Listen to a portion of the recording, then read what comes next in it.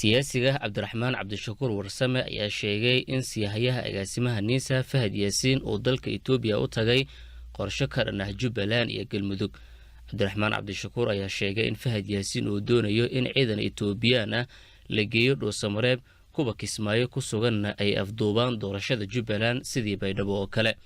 war qoraal ah oo uu soo dhigay bartiisa Facebook ayaa lagu qoray sida tan: wiilka kusimaha ka ah taliska nabad sugidda ayaa toddobaadkii ugu dambeeyay dhowr jeer isaga daba noqday magaalada Addis Ababa ee dalka Itoobiya.